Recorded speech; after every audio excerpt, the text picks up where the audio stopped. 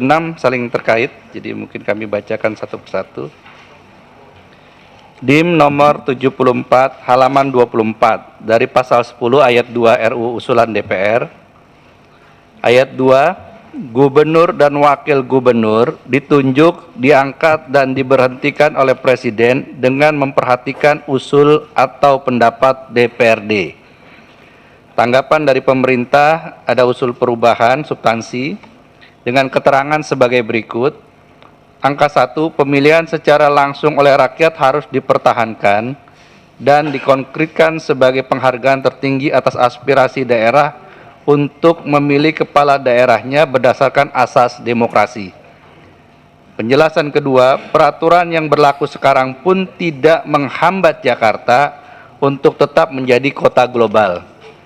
Penjelasan angka 3, salah satu fungsi DPRD adalah pengawasan dengan mekanisme gubernur garis miring wakil gubernur ditunjuk oleh Presiden memperhatikan usulan DPRD, maka fungsi pengawasan oleh DPRD menjadi tidak efektif. Angka 4, daerah adalah kesatuan masyarakat hukum yang berhak mengatur diri sendiri.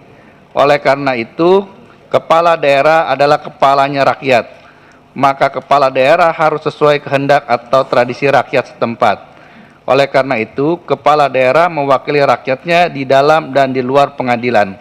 Kepala daerah tidak boleh ditunjuk oleh orang lain, karena kalau ditunjuk oleh orang lain maka kepala daerah tidak mewakili kehendak rakyat setempat, tetapi mengikuti kehendak yang menunjuk kepala daerah tersebut.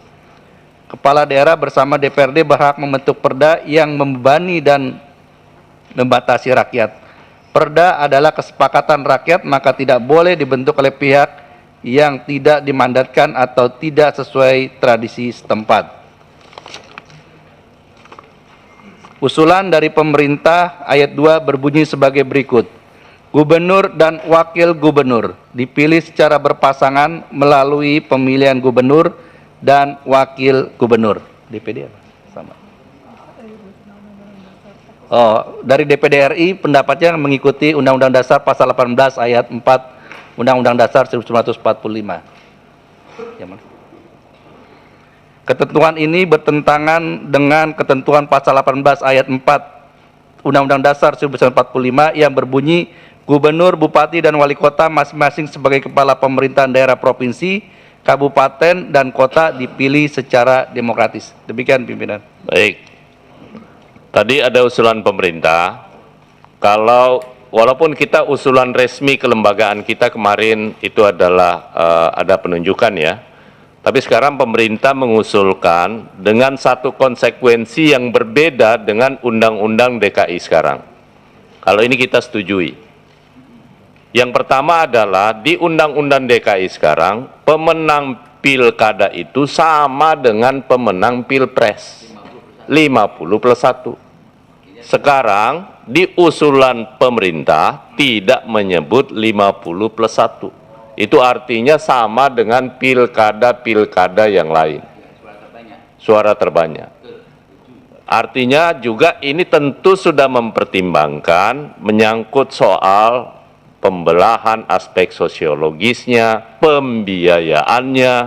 Karena kalau sampai 2 putaran, seperti yang terjadi tahun 2017, kan 2 putaran tuh ya. Nah sekarang konsekuensinya, siapa yang pemenang langsung selesai. Begitu pemerintah ya. Silakan dijelaskan Pak.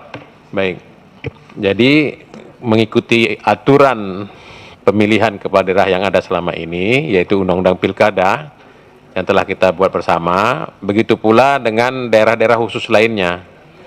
Jadi daerah khusus di Provinsi Aceh, daerah khusus di provinsi di Papua, sama dengan berlakunya pemilihan kepala daerah. Jadi satu kali pemilihan, pemilik suara terbanyak adalah pemenangnya. Terima kasih pimpinan. Setuju ya? Ya? Setuju? Setuju? Download Tribun X sekarang. Menghadirkan lokal menjadi Indonesia.